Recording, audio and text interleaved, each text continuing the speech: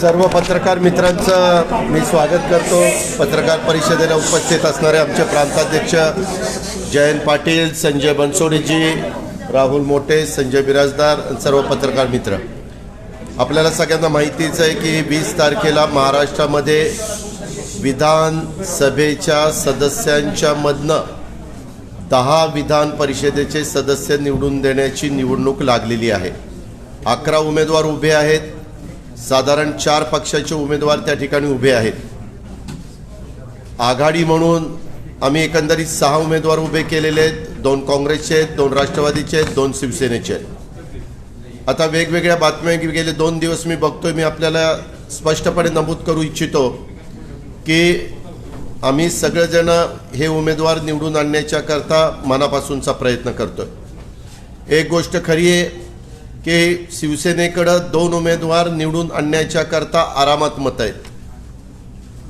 आम्हा लोकांच्याकडे आमच्या 2 सदस्यांना अजूनही मतदान करण्याची परवानगी न्यायालयाने न दिल्यामुळं आमच्या संख्या ही 51 आहे। कोटा साधारण 26 आहे। 26 अगदी काठावर धरून चालत नाही, कारण कालच्या विधान परिषद राज्यसभेच्या निवडणुकीमध्ये उभ्या महाराष्ट्राने काय घडलं ते पाहिलेलं आहे। त्याच्यामुळं यदा कदाचित एखाद दुसरं मत दिलेलं बाद झालं, काही तिथं अडचण आली, सभागृहात मतदान करत असताना कधी काय होईल सांगता येत नाही। कधी नजर चुकीने देखील एखादी गोष्ट घडून जाते आणि त्याची किंमत शेवटी मोजावी लागते। जसं मागच्या वेळेस एका सन्माननीय शिवसेनेच्या सदस्यांना आमदार म्हणून दिलेलं मत हे बाद ठरवण्यात आलं आणि म्हणून आम्ही सगळेजण काळजी घेतोय, कोटा जास्त कसा देता येईल ह्याबद्दलचा प्रयत्न करतोय। अर्थात अनुक्रमांक 1, 2, 3, 4, 5, 6, 7, 8, 9, 10 असे आकडे आमचे वेगवेगळे मतदार हे त्या ठिकाणी देऊ शकतात आणि त्याच्यातून शिवसेना 2 उमेदवार त्यांचे व्यवस्थितपणे निवडून येतील, कारण संख्या त्यांच्याकडं त्यांचे ॲक्च्युली शिवसेनेचे अधिक शिवसेनेला मानणारे पण अपक्ष असणारे किंवा शिवसेनेने काही जणांना मंत्री शंकरराव यड्रावकर आणि राजेंद्र यड्रावकर आणि आपले बच्चू कडू ह्या तिघांना मंत्री केलेलं असल्यामुळं त्यांची पण मतं ही शिवसेनेकडंच त्या ठिकाणी साहजिकच जाणार, हे त्रिवार सत्य आहे। ह्या प्रकारे काम चाललेलं आहे। ह्यावेळेस प्रत्येकजण आपापल्या परीनं काम करतो। काही जणांनी कालच आमदार एकत्रपणे ठेवण्याच्या करता तशी व्यवस्था केलेली आहे। आज इतर पक्षांचे आमदार एकत्रपणे बोलवले जातील आणि बोलून त्यांना योग्य प्रकारचं मार्गदर्शन त्यांच्या पक्षाचे नेते करतील आणि त्यांना 20 तारखेला मतदानाच्या निमित्तानं कसं मतदान करायचं, काय मतदान करायचं, कुठला आकडा कुठं टाकायचा, कारण साधारण 1-2 आकडे आम्ही आमच्याच उमेदवारांना घेतले तरी 3-4 आकडे हे कुणाला द्यायचे, काय द्यायचे ह्याच्याबद्दल उद्धव ठाकरे साहेब, एकनाथ शिंदेजी, जयंतराव पाटील, तसंच आमचे अशोक चव्हाण, बाळासाहेब थोरात असे सगळे मिळून त्या बाबतीतला निर्णय घेतील आणि तो लास्ट क्षणाला घ्यायचं असं आमचं त्या ठिकाणी ठरलेलं आहे। आता हे सगळं करत असताना महाविकास आघाडीची एकजूट आहे, त्याच्यामध्ये कुठल्याही प्रकारची अडचण नाही आहे। आम्ही एकमेकाला भेटतो। एक गोष्ट खरी आहे, अपक्षांना काही लोकांनी काही नेत्यांनी फोन केला, कारण त्यांना त्यांची संख्या कमी पडत असल्यामुळं अपक्षांची मदत लागणार होती म्हणून त्यांना फोन केला। पण जे शिवसेनेच्या विचाराचे त्या आमदारांनी सांगितलं की आम्हाला मुख्यमंत्री सांगतील तशा पद्धतीनं आम्ही मतदान त्या ठिकाणी करू, असं काही लोकांनी मात्र स्पष्टपणे सांगितलं। ही वस्तुस्थिती आहे। हे मतदानाचं झालं। तसंच देशात सध्या अग्निपथ योजनेच्या विरोधामध्ये प्रचंड रोष काही राज्यांच्या मध्ये तरुणांच्यात विशेषतः पाहायला मिळाला आणि त्याच्यामध्ये खूप मोठ्या प्रमाणावर सार्वजनिक जी काही संपत्ती असती, राष्ट्राची जी संपत्ती असती त्याचं नुकसान झालं। कितीतरी रेल्वे स्टेशन फोडण्यात आली, कितीतरी रेल्वे गाड्या जाळण्यात आल्या, अशा प्रकारचं एक असंतोष समाजामध्ये पाहायला मिळाला। परंतु आता केंद्राने त्याच्याबद्दल निर्णय घेतला। वयाची अटीच्या मध्ये थोडीशी मुभा दिली। ती खरं तर आधीच दिली असती तर ही परिस्थिती निर्माण झाली नसती, पण तसं घडलं नाही आणि त्याच्यामुळे शेवटी रोष कुठेतरी थांबावा. माझी पण महाराष्ट्रातल्या तरुण सहकाऱ्यांना आणि सर्वांनाच विनंती आहे की कुठल्याही परिस्थितीमध्ये तुम्हा लोकांच्यावर अन्याय होणार नाही अशा पद्धतीची खबरदारी आम्ही सगळेच जण घेऊ. पण राष्ट्रीय संपत्तीचं नुकसान करणं हे आपल्या सगळ्यांच्या हिताचं अजिबात नाही. त्याच्यातनं देशाचं नुकसान होतं आहे, राष्ट्रीय संपत्तीचं नुकसान होतं आहे, ह्याची पण नोंद तरुणांनी घ्यावी. मला तरुणांच्या भावना लक्षात येत आहेत, कारण ते आज नोकरीचा यक्ष प्रश्न निर्माण झाला ह्या महागाईच्या काळामध्ये. त्याच्यामुळे प्रत्येकाला वाटतं की बाबा आपल्याला इथं संधी मिळाली पाहिजे, अशा प्रकारची साहजिकच त्याची अपेक्षा आहे. आणि त्याच्याबद्दल वेगवेगळी प्रकारची स्टेटमेंट आजच वेगवेगळ्या मीडियामध्ये आलेली आहेत आणि त्याच्यातून मार्ग निघाला आहे असं चित्र समोर आलेलं आहे. ह्याच्या दादा एक असं पण बोललं जातंय, नाना पटोलेंनी आता विधान केलेलं आहे, कुठेतरी आमदारांवरती केंद्रीय यंत्रणांचा दबाव टाकून त्यांना मतदान करण्यासाठी भाग पाडलं जातं. फोनवर अशा प्रकारचं वक्तव्य होतं असं ते म्हणतात. राष्ट्रवादीच्या आमदारांनी असं आम्हाला अजून कुठल्याही आमदारांनी तसं सांगितलेलं नाही. आज संध्याकाळी आमच्या सगळ्या आमदारांची बैठक प्रांताध्यक्षांनी बोलवलेली आहे. त्याला स्वतः राष्ट्रीय अध्यक्ष आदरणीय पवारसाहेब मार्गदर्शन करणार आहेत. आम्ही लोक सगळे तिथं उपस्थित राहणार आहोत. त्यावेळेस काही कुणाला जर तसं झालेलं असेल, पण अजून तरी मला कुणी फोन करून तसं सांगितलेलं नाही की बाबा आम्हाला अशा अशा पद्धतीनं कुणी फोन केला आणि दबाव आणला असं काही सांगितलेलं नाही. राज्यसभा निवडणुकीच्या वेळी तिन्ही पक्षांच्या एकत्रित बऱ्याच बैठका झाल्या होत्या, मात्र यावेळी तसं चित्र पाहायला मिळत नाही. ह्यावेळेस काय झालंय, आमदार निवडून देत असताना प्रत्येकाकडे आपला आपला कोटा आहे. मागच्या वेळेस काय झालेलं होतं, तिघांचे 3 उमेदवार व्यवस्थितपणे निवडून येऊन तिन्ही पक्षाकडं मतं काही प्रमाणात शिल्लक होती. शिवसेनेकडे जास्त होती, त्याच्यानंतर खालोखाल राष्ट्रवादीकडे होती आणि त्याच्या खालोखाल काँग्रेसकडे होती. त्याच्यामुळं त्या सगळ्यांच्यामध्ये एकत्रपणे बसून निर्णय घेणं गरजेचं होतं, म्हणून तशा प्रकारची एकत्र बैठक झाली. आता मात्र शिवसेनेला त्यांचे 2 निवडून आणायचे, त्यांची संख्या तुम्हाला माहिती आहे 56 आहे. त्याच्यातल्या एकाचं दुःखद निधन झालं म्हणजे 55. साधारण 27-28चा कोटा किंवा 30चा कोटा दिला तरी त्यांचे आणि त्यांचे मंत्री केलेले असे मिळून त्यांचे 2 व्यवस्थितपणे निघतील असं आत्ताचं चित्र आहे. आमच्या 2 लोकांना मताचा परवानगी न दिली मताला जाण्याची, त्याच्यामुळं आम्हाला मात्र संख्या कमी पडते. ती संख्या कशी अपक्षांची मदत घेऊन पूर्णत्वाला न्यायची ह्याबद्दलचं आमचं नियोजन चालू आहे. प्रश्न असा होता की राज्यसभा निवडणुकीनंतर अपक्ष आमदारांवरती जी एक संशय घेण्यात आला होता, तो संशयाचा मुद्दा आजही गाजतो आहे. अनेक अपक्षांवरती ते मतदान कुणाला करतील याच्या संदर्भात संशय घेतला जातोय आणि अपक्ष आमदार आजही जे आहे ते जाहीरपणे नाराजी व्यक्त करतायत की मुख्यमंत्री भेटत नाहीत, कामं होत नाही. आता तशा प्रकारे सुरुवातीला मागच्या निवडणुकीत पक्षांच्या आमदारांनी काय काय सुतोवाच केला ते मीडियाच्या समोर आलं, ते मीडियाशीच बोलले आणि त्याच्यानंतर काही मान्यवरांचे पण वेगवेगळ्या प्रकारचे स्टेटमेंट आले. परंतु आता सगळ्यांचे स्टेटमेंट अपक्षांची सर्वांनाच गरज आहे. अपक्ष पण 5-5 लाख लोकांचं प्रतिनिधित्व करतोय, त्याला त्यांचा मान सन्मान ठेवून त्यांना रिस्पेक्ट देऊन त्यांचं मत मागितलं पाहिजे. लोकशाहीमध्ये शेवटी अशा प्रकारे आरोप प्रत्यारोप करून मार्ग निघत नाही आणि ह्यावेळेस आम्ही सगळेजण त्या अपक्षांशी संपर्क साधून कसं ते मत आपल्याला घेता येईल, आपल्या अधिकृत उमेदवारांना निवडून आणण्याच्याकरता घेता येईल, हा प्रकारचा प्रयत्न आम्हा लोकांचा चाललेला आहे.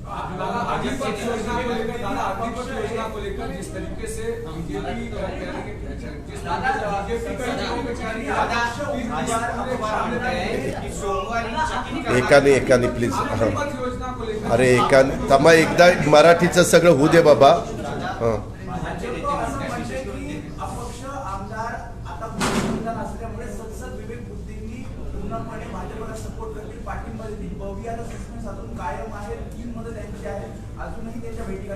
आमदार बहुजन विकास आघाडीला सगळे जाऊन भेटले.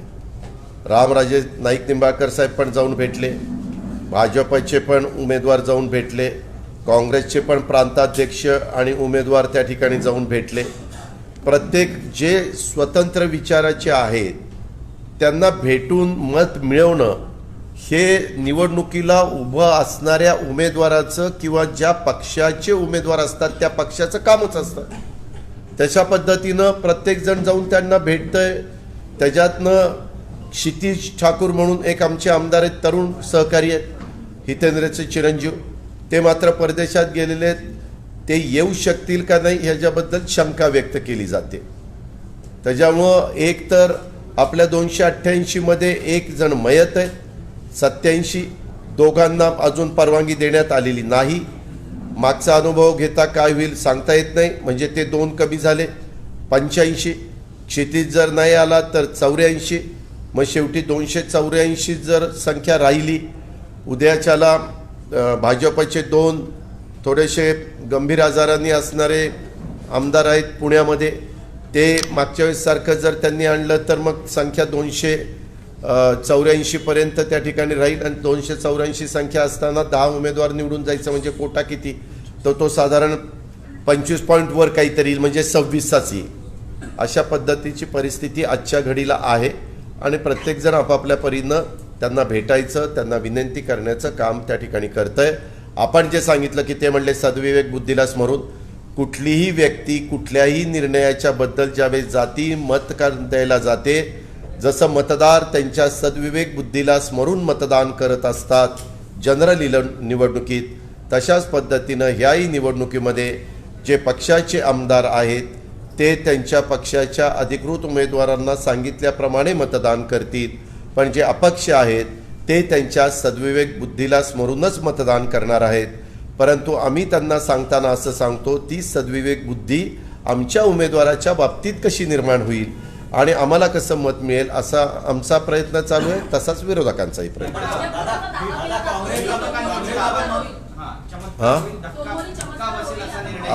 दिसेल ना अगं बाई, चमत्कार होईल का आणखीन काय होईल ते सगळं दिसेलच ना.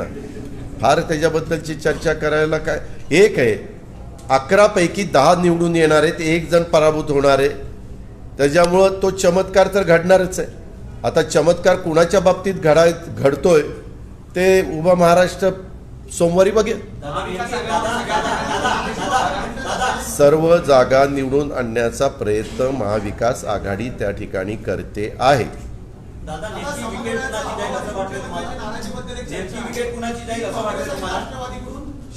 जे 26चा आकडा गाठायला कमी पडतील त्याची विकेट जाईल.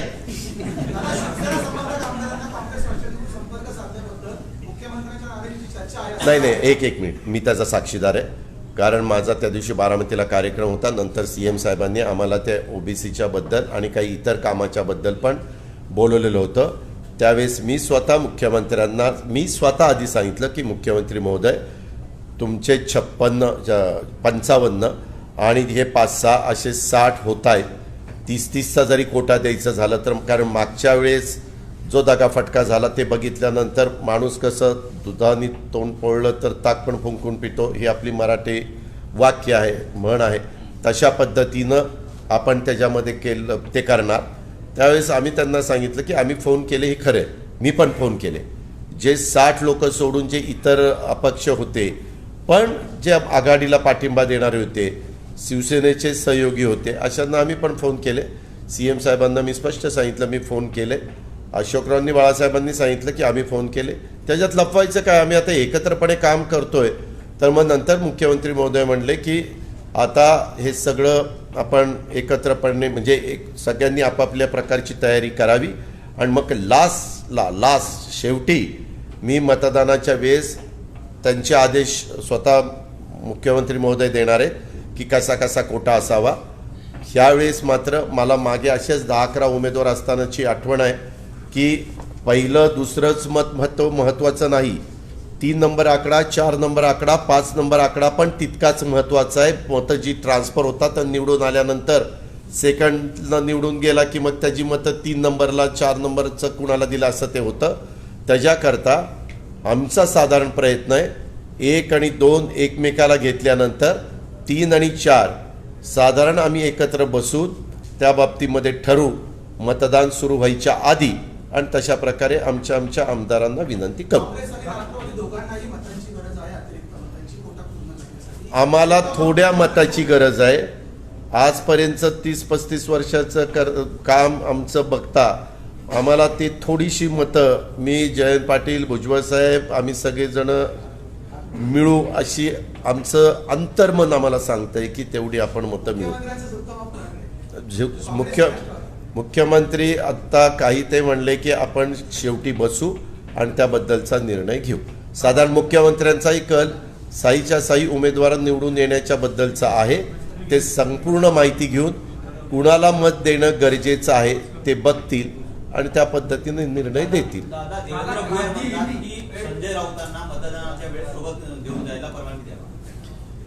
त्यांनी त्याचं मत मांडलं. तुम्हालाही माहिती आहे की उद्या मी म्हणालो की मला तुम्हाला बरोबर घेऊन मत द्यायची परवानगी देणार आहे का कुणी? म्हणायचं असतं. कारण त्यांच्यावर डायरेक्ट त्यांनी आरोप केला, त्याच्यामुळं ते म्हणले बाबा तुम्ही स्वतः चला, तुमच्या देखत मतदान करतो. ह्याच्यातला अर्थ तर उगीच कशाचं काय परीचा कावळा कशा करता ते ह्या कारणाचं ऐकायचं आणि त्या कारणाने सोडून द्यायचं. देश भर में विवाद चल रहा है, कई जगहों पे आगजनी हो रही है, दंगे जैसे नौबत आ गई है, इस योजना के बारे में आपका क्या मत है? और ये देखो, इसके बारे में अग्निपथ ये जो नई योजना गवर्नमेंट ऑफ इंडिया ने लाई थी उसमें यूथ जो थे उनको अच्छा नहीं लगा. वो बोले कि उसमें जो एज का लिमिट उन्होंने डाला है वो हटाओ. और ये सही है क्योंकि 2 साल गए कोरोना में. 2 साल में हमारे यूथ, पूरे देश के यूथ को जितना नौकरी के बारे में चांस मिलना चाहिए था वो नहीं मिला. आपने बीच में सुना होगा और भी कोई गवर्नमेंट ने इसके बारे में एज लिमिट हटाने का तय किया है अलग अलग इसमें रिक्रूटमेंट में. वैसा इसमें भी करना चाहिए था, लेकिन अभी सेंट्रल गवर्नमेंट ने उसके बारे में डिसीजन लिया है और अभी मेरे ख्याल से सभी यूथ लोग उसके बारे में सहमत है. दादा, विधान परिषद चुनाव को लेकर जिस तरीके से शिवसेना के पास पर्याप्त मत है, आप लोगों के पास कम है, आप लोगों ने फोन किया, उसको लेकर के भी शिवसेना में नाराजी बिराजी बिल्कुल नहीं. नाराजी बिल्कुल नहीं. नाराजी क्या बोल रहे हो बार बार? उसके बारे में हमने खुद बताया चीफ मिनिस्टर को कि हाँ हमने फ़ोन किया. बाला साहब थोरात जी ने बताया, फ़ोन किया. फिर सीएम साहब बोले कि अभी फ़ोन करने की ज़रूरत नहीं है, मैं लास्ट 20 तारीख को अर्ली मॉर्निंग या 19 को रात को देर से हम सब बैठेंगे और किसको कितने वोट मिल सकते हैं, क्या क्या किनके किसके साथ क्या बात हो गई, पॉजिटिव बात क्या हुई, नेगेटिव बात क्या हुई, वो सब हम एक दूसरे के साथ बात करेंगे और उसके बाद फाइनल डिसीजन लेंगे. तो उसमें से रास्ता वो निकालने की कोशिश कर रहे हैं. ईडी का उपयोग क्या किया जा रहा है? विधायकों के ऊपर ईडी का दबाव मुझे किसी ने वैसा बताया नहीं अभी तक वैसा कुछ बताया नहीं. लेकिन आज शाम को हमारी राष्ट्रवादी कांग्रेस पार्टी की मीटिंग है. वहाँ हमारे प्रांताध्यक्ष पार्टी के चीफ स्टेट के जयंत पाटिल और पवार साहब खुद आने वाले, हम सब जाने वाले. तब हम पूछेंगे कि ऐसा कुछ किसी को फ़ोन आया है क्या. अभी तक तो नहीं आया. नुपुर शर्मा के बयान के बाद कई इस्लामिक देश जो है एकजुट हो गई है और विरोध प्रदर्शन कर रही है. नुपुर शर्मा के बयान को आप एक बार फिर किस तरह देख रहे हैं? लगातार गिरफ्तारी की ऐसा नुपुर शर्मा नहीं, किसी ने भी, कोई भी अपने देश के जो भी नागरिक है, जो भी सिटीजन है, किसी ने भी ऐसी बात नहीं करनी चाहिए जिस बात से किसी दूसरे को दुख पहुंचा हो. ऐसा बिल्कुल नहीं करना चाहिए.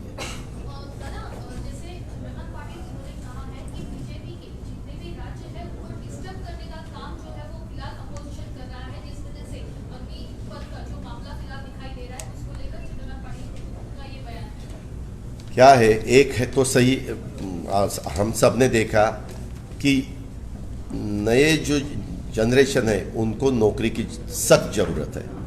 और ये बीच में जो थोड़ा सा उनको ऐसी उम्मीद लगी कि अपने को, उन्होंने सपना देखा था कि अपने को अभी इसमें नौकरी मिल जाएगी, लेकिन एज लिमिट आने के बाद थोड़ा सा उसमें लोग युवक लोग नाराज़ हो गए और यूथ लॉबी को ऐसा लगा कि अब अपना चांस जा रहा है, इसीलिए उन्होंने ये आंदोलन किया. लेकिन अभी वो सब खत्म हुआ है और सेंट्रल गवर्नमेंट ने की भी उसके बारे में सही डिसीजन लिया और एज का लिमिट हटाया। सर, जिस तरीके से ट्रेनों में आगजनी हो रही है, बड़ी पैमाने पे हिंसा हो रही है, इसको किस तरीके से देखते हैं? वो बिल्कुल नहीं होना चाहिए। ये राष्ट्रीय संपत्ति का नुकसान करने का अधिकार किसी को नहीं दिया है, ये नहीं होना चाहिए। लेकिन वो किस कारण हुआ, तो ये एज लिमिट लगाइए, इस कारण हुआ। ये पहले ही एज लिमिट नहीं लगाते तो ये कारण भी नहीं सबके सामने आता। ठीक है, ओके, धन्यवाद।